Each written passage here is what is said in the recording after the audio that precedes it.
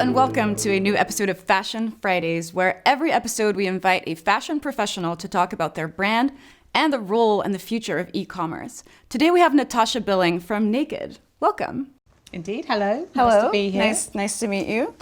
Can you give me a little bit of an introduction to who you are and what brand you represent? Thank you so much for having me. Really pleased to be here.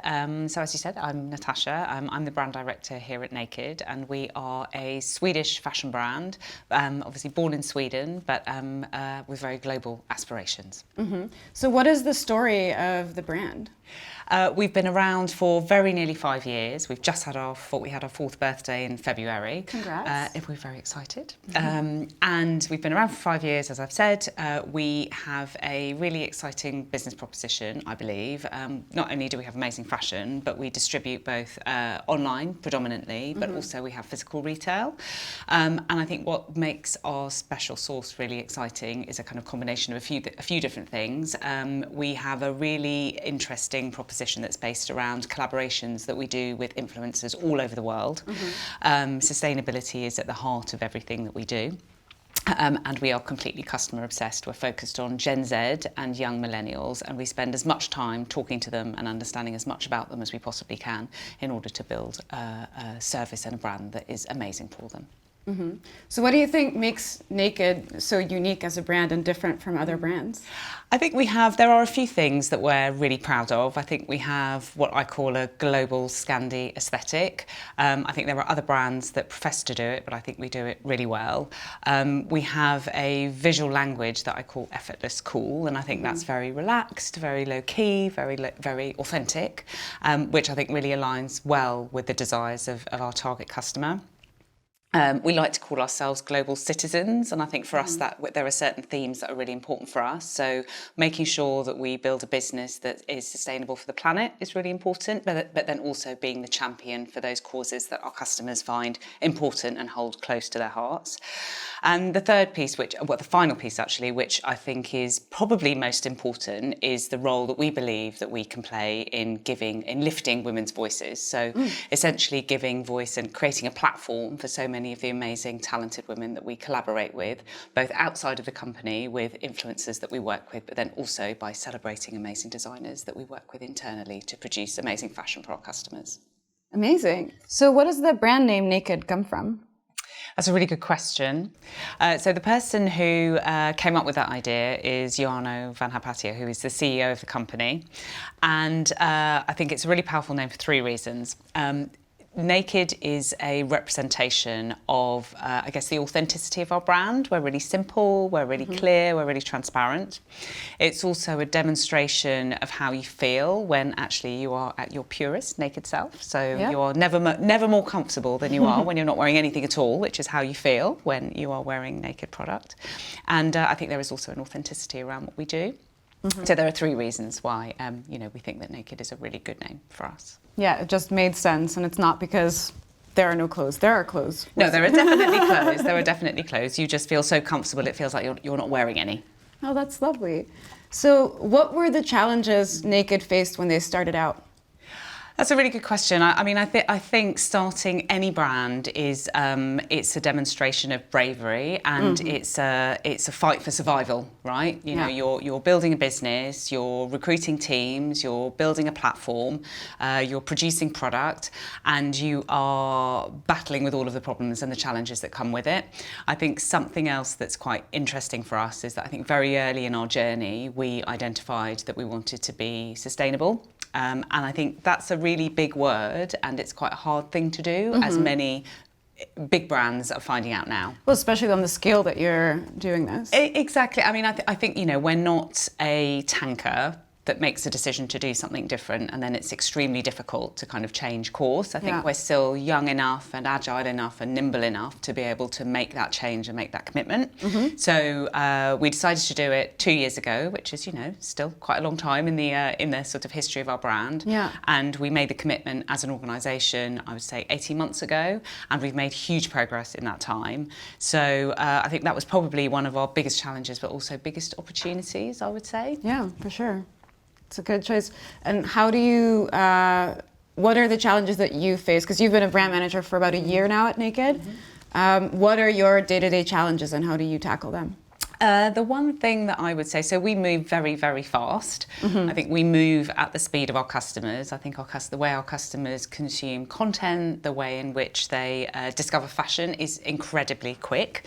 So I think for us, one of our biggest challenges is staying on top of that and producing enough content and materials to keep them fully engaged. But I think it is a challenge, I would say, but also it's just an incredible privilege and it's a huge opportunity to learn new things and to be inspired by the customers that we serve ultimately. Mm-hmm. And what do you think the biggest accomplishment has been for Naked? For the business, I think they are.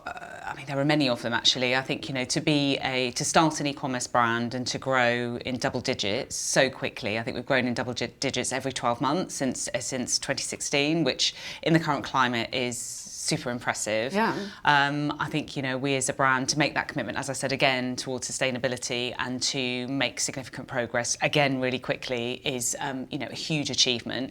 But then I think what for me is most exciting is the fact that we've gone from 0 to millions of customers in a relatively short amount of time. Yeah. And I've had a terrifyingly long time in the fashion industry, so I understand how hard it is to acquire customers, but I also understand how hard it is to keep them. And the one thing that the brand has done really well is to bring customers on the journey and to keep them inspired so that they keep coming back to us over and over again. Yeah, because you said you grew so fast. Like, how did you reach that growth? Influencer marketing, I would say, is and always has been a really important part of our growth story. Because I really feel like the way that I've seen Naked on social media, I really feel like you're one of the front runners in the just going hard on the social media marketing and the influencer marketing. Yeah, absolutely. And I think that we are a brand that was born on social, so we understand those channels really well. As I said, influencer marketing has been right from the very beginning one of the most important kind of growth drivers for us. Yeah. Influencer marketing was the only marketing that we did right at the very beginning, and the brand was born through building really strong relationships with the women that would help us to grow in most of our key markets. We have a really evolved, I would say, and quite an advanced influencer marketing ecosystem where on the one hand we partner with talent to create content, and on the other hand we work with them to produce really beautiful design collaborations, and we do a lot of them. So I think they are definitely part of our kind of growth recipe, I would say. Yeah. So what are some of the designer collaborations that you've done? Oh, so this year we will have done 125. Yeah, wow, which is that's really impressive. Yeah, it's crazy actually. We will have done about 125 this year. They are 20% of our total kind of product mix, which is a not insignificant amount.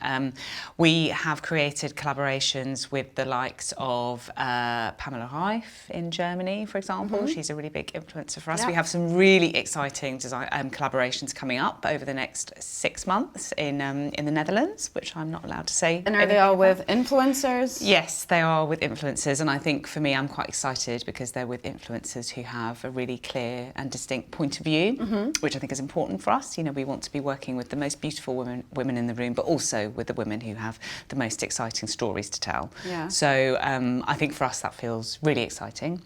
But our strategy is generally to find the most talented women in each of our markets and to work really, really closely with them, either to create content or to create collections, to help them to tell their stories, but then ultimately to help us grow as a brand and to talk to new audiences in a way that feels much more authentic, I think, than traditional advertising, I would say. So how do you go about creating a collection with an influencer? That's a really good question. So as I said, we have an approach that is very data-driven, I would say. So we spend a lot of time analysing who we believe are going to be the most interesting girls that we can potentially work with to create content in each of our markets. We then work with them to test that proposition, and we do that at scale. So we work with thousands of both micro and macro influencers globally, and in the data signals that we see coming back from those interactions, what we then do is identify those girls that we know are starting to resonate really effectively with our audience. And we will then approach them to create design collaborations. At that point, what we then kick off is a much more involved and collaborative process where we sit down with them and they work with our internal creative teams and design teams to produce and to design collections that feel really authentic and natural for them. Yeah. So what we bring to the table is creative muscle and ideas and also commercial acumen, because our teams have a really good understanding of what sells, and what they bring is their creative talent and their ideas. And hopefully what we see at the end of that process is magic that the customers really enjoy. As a model, that's worked really well for us, and hopefully it will continue to work as well as it has done in the past. Mm-hmm. So you work with different influencers in different countries, but I imagine you also notice a difference in the products that do well in the different countries that you sell in. Yeah, well, you would be surprised actually. I mean, I think if we were a multi-brand retailer, we would probably notice much more market differentiation. But what we see, given the size and scale that we're in at the moment, is that I think there are a lot of the influencers that we work with have a global following. I think if you can be a girl who is in Berlin and follow somebody in Tokyo and also follow somebody in Rome, and actually the thing that unites both of those things, or the thing that they have in common, is just that girl, the customer or the audience in the first place. So not a huge amount, not as much as you would expect, actually, I would say. I think our German customers tend to be a little bit more grungy, actually, in terms of what they buy. Okay. And our French customers are a bit more street, probably. But again, we certainly don't see those huge regional or market variances that one might expect to see, because I think our customers in their mindsets are implicitly really global. Yeah. So yeah. It's the influence of social media. It is, exactly. Yeah, it's funny exactly. to see how everyone creates their little subcultures globally. Yeah, anyway. Exactly. It's not as country driven anymore as it used to be, maybe. Exactly. I mean, that's certainly what we've observed, in our Naked growth story. Mm-hmm. So you opened a flagship store in 2018 in Amstelveen. What was that like? Did you gain good results from that store? Yes, we did. I mean, I think, as I said, we're predominantly online, but physical retail is a really important part of our overall channel mix. That store delivered. I mean, I think from a customer perspective, you can go so far with an online retail experience, but there's nothing like touching and feeling product to make people feel really excited. So that was one of the first places that we went where we could start to tell our brand story, and that formed really well for us. And I think what it did give us an opportunity to do is to think about how we could then replicate that across multiple markets. Yeah. So how important is it to you to have these offline stores? I mean, as somebody who is responsible for brand, really important, because I think, yes, they are, it's an opportunity to drive additional revenue if I'm thinking really commercially, but also it's a really fantastic way of telling our brand story. So as I said, you can feel the product, you can touch the product, and you also get a brand experience that's incredibly difficult to convey online.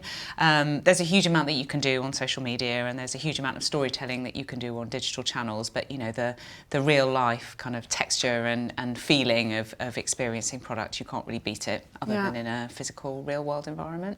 Yeah, and like stepping into the brand. Yeah, absolutely. It's really exciting. Absolutely. Yeah. So you have 3 million followers on Instagram, is that correct? We do. We hit 3 million this year, which is super exciting. That's huge. Yeah, 100%. And I think, if we think about the team do an incredible job. I mean, that's not me at all. I have a kind of team of people who are really creative and really dedicated and spend, they understand our customer and our audience really, really well. Yeah. So yeah, massive achievement for us. And I think particularly given our size, from my point of view, I'm just really proud to be part of a brand that's punching above its station, I would say, in terms of size when it comes to, that kind of growth. So social media has been increasingly useful for Naked as a brand. What has been the role of influencers and social media on the growth of the brand? Really good question. I mean, I would say both social media and influencers are one of the key kind of drivers for growth for us and have been right from the very beginning. We were a brand that was born on Instagram, and influencer marketing to begin with was the only marketing that we ever did. So before we did Google, before we did paid social, all of that stuff, influencer marketing was part of that. So it's part of our growth story, our origin story, should we say. Social media is important because we know, focusing on Gen Z and young millennial customers, that is the place where they spend most of their time. Yeah. So if we want to get their attention, if we want to keep their attention and we want to delight them, we have to be there, and we have to be there in a really motivating way. Influencers, I think, as I said previously, they are a really important part of what we do. Either from one end of the spectrum, we'll work with influencers to create content in our biggest markets. We do thousands of those kind of collaborations on a monthly basis. And at the other end of the spectrum, we will work with influencers to create product collaborations that help to tell their story and also help to tell our brand story together. Yeah. So how do you keep finding your target audience? Because I imagine it moves really fast. Like now you have TikTok and you have Snapchat, and it kind of goes all these directions that I imagine are quite hard to follow and to seek out where your target audience spends their time. I think this is where working with influencers is really, really helpful, because they tend to be 3 steps ahead of us, actually. Yeah. So what we will find through the influencer collaborations that we do are girls who are either really good on a channel where we know very little, and we will learn from them. So we'll learn from them when it comes to creating content. We'll learn what kind of content resonates with their audience, and we will develop techniques ourselves that we can then apply to our own channels. So they are a source of inspiration for us, really, and also a source of knowledge and kind of education, if I'm honest. Yeah. So yeah, they are definitely a really big part of that. So do they also influence the trends? Because like, how does Naked keep up with the trends? How do you seek out what's going to be trending? Because you're always quite ahead of the curve, I feel, when it comes to that. I would say it's probably a combination of 3 things.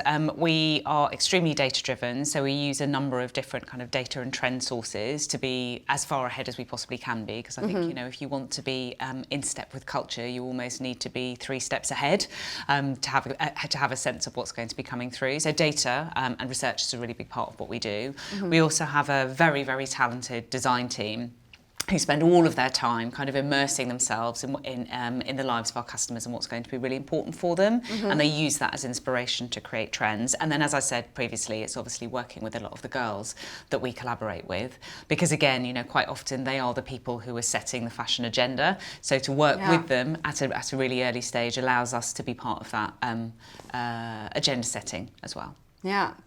So we've all seen the Black Friday videos of people going crazy in stores. Seeing as you're mostly based online, what are your plans for Black Friday? I think Black Friday is probably one of those days that all retailers kind of love to hate, actually.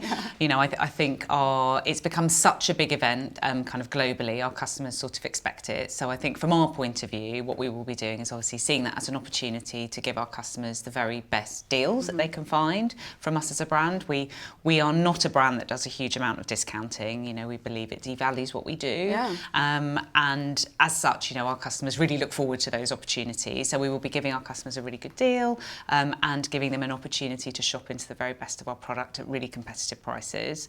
But we also see it as an opportunity to do things that are really surprising and engaging. So we'll also be partnering with some of the girls that we work with really regularly to create some interesting content that will, again, just give our customers a slightly different perspective and a different dimension to what could otherwise be seen as a really commercial trading time. Yeah, so how do you see the future of Black Friday? Because I feel like it's just come up in the past few years. It kind of came out of nowhere. It was like an American thing, and then all of a sudden here in Europe, we all want to be part of it.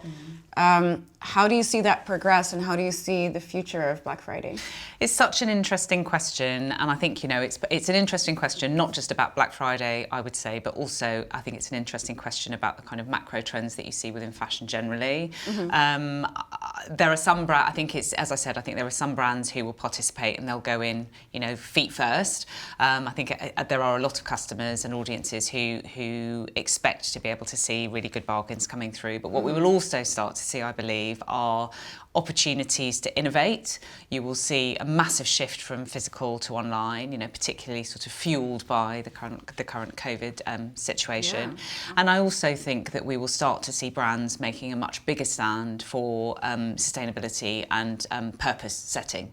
So I think, you know, all of those absolutely are very pronounced when you talk about Black Friday, but they are all trends that you're starting to see, as I said, at a macro level about fashion in general. So yeah, I think it'll be one of those things that will probably accelerate those trends a lot faster.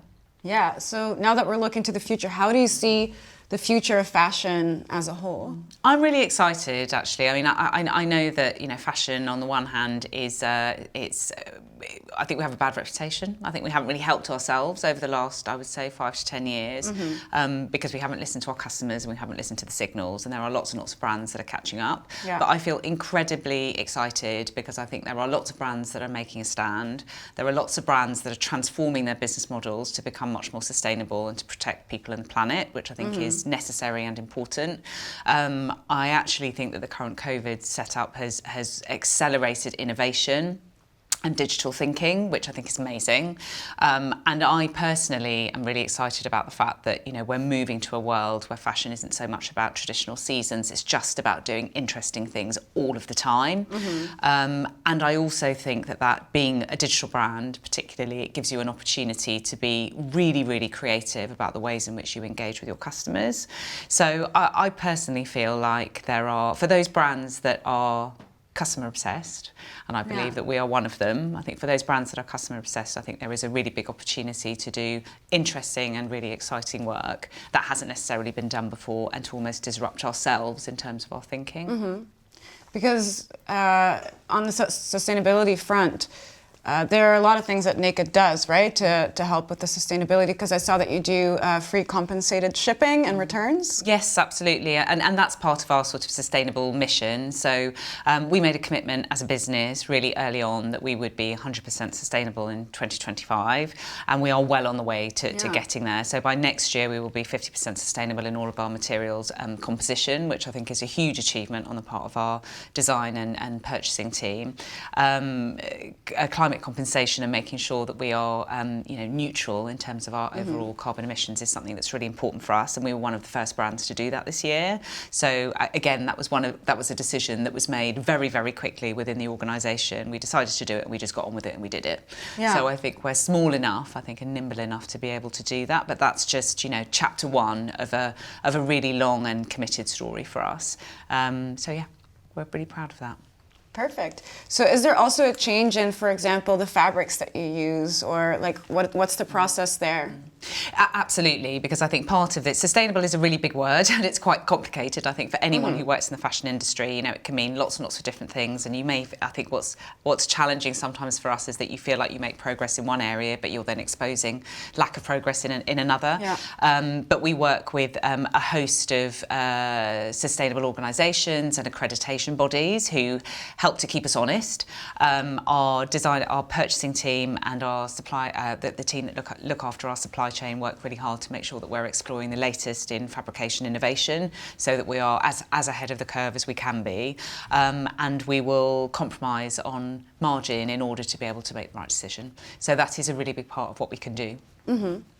Yeah, really good. I'm really happy that a brand like Naked is doing so much to be sustainable. I think it's really important. So what makes marketplaces so important to fashion brands? I think it's an opportunity. I think for the customer, it's a really interesting opportunity for them to discover variety, range, and diversity.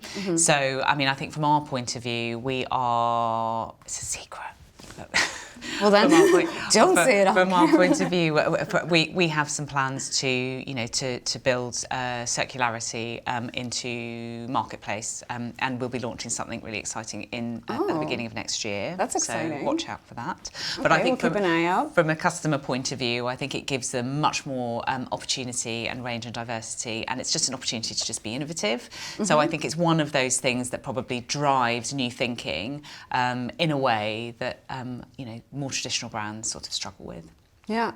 So how do data and social media go hand in hand for your brand? I think for us, data and social media are two halves of the same coin, and I think the very best social media campaigns are those that are informed by incredible creative ideas, obviously, but then also a really deep understanding of the data that sits behind them and what works. So those two things, definitely, we look at them both in almost with equal weighting, I would say. So yeah, you can't really have one without the other. Yeah. So how do you see the future of online marketplaces? I think increasingly they will become more prevalent because I think ultimately our customers are looking for as much choice as they possibly can, and online marketplaces give them that choice in a really, really easy way. I also think that online marketplaces fuel a desire for more sustainable purchasing behaviour, and as a result of that, I think they will grow even faster than they have. I think the sort of key for brands like us is to make sure that we are playing in that game in the right way for our customers at the right time. We have some exciting news that's coming up next year on that, which I can't tell you anything about, obviously. But well, that's exciting.